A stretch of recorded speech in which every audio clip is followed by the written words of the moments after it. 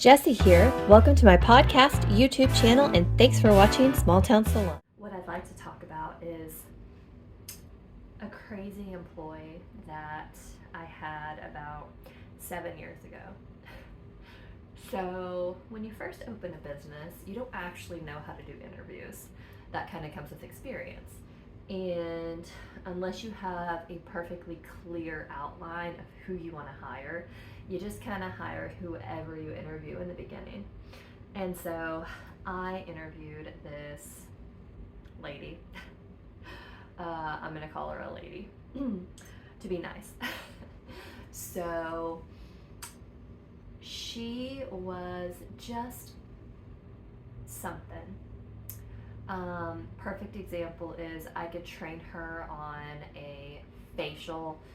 She was actually a barber, and in Tennessee, barbers and cosmetologists are kind of interchangeable, with a few exceptions. Like a barber can use a straight razor, and then the barber can't necessarily do every single thing that a hairstylist or cosmetologist does. But you can still do hair cutting, coloring, facials, like the whole thing.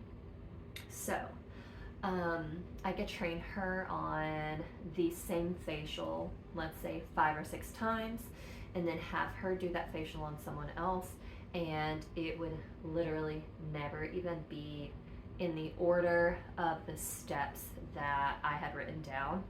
And when someone's first learning how to do a facial, we have a protocol that they follow, and even with the paper inside the room, she still just could not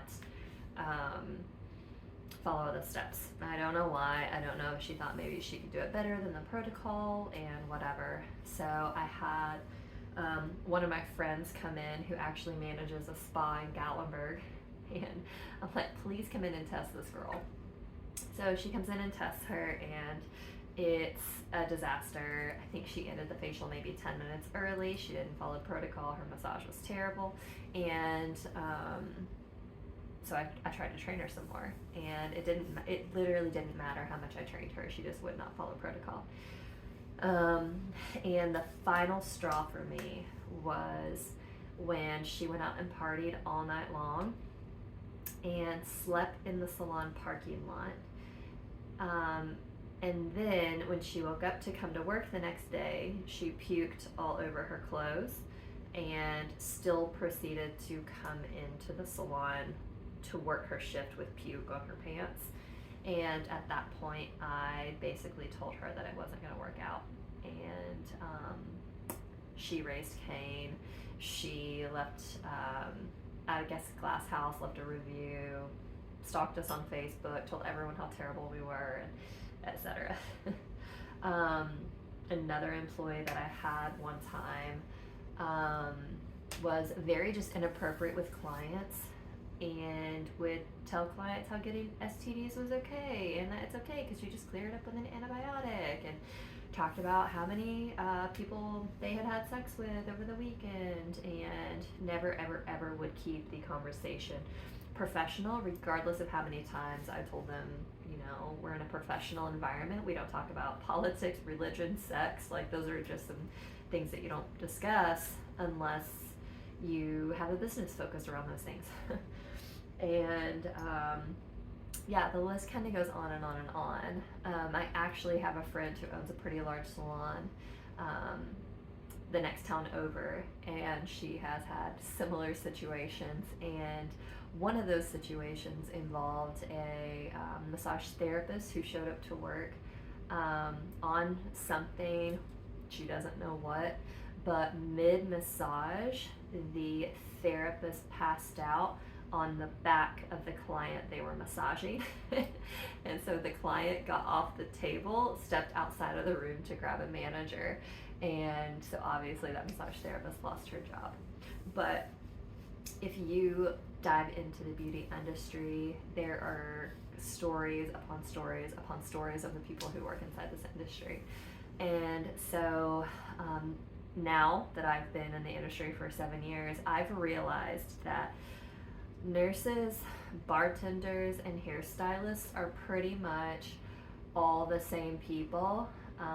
We get into the industry so that we can care for people, But within that industry, there's a group of people who actually need a lot of people to just take care of them as well. So it's kind of funny how that works out, but a lot of people leave the beauty industry to become nurses. A lot of bartenders leave the bartender industry to become hairstylists, estheticians, massage therapists, and it's the same thing with nurses. A lot of times they get over it and then they end up just waiting tables. So those three industries are just like a triangle of people going back and forth between whatever job they can find. Yeah, so it really is just kind of an industry of broken people. And I feel like my job now is to help my staff learn and grow and just become not necessarily better people, but know that a lot of their healing comes from within, not from without. And so my staff, we have a business coach, and that business coach meets with a group. We have a round of 4 people, myself, managers, spa, and salon, and we rotate Mondays, and every Monday one of those groups is with our business coach. And he just kind of helps us not necessarily become better people, but learn how to take care of our coworkers and our clients better. And I think that's what sets us apart between other salons and spas in the area, is that we really focus on personal development and growth within the company, because that's extremely important to me, and it's extremely important for my business to continue growing with people who want to continue growing and healing themselves. Sorry, not sorry. Hi, Lori. Oh, hello, what's up?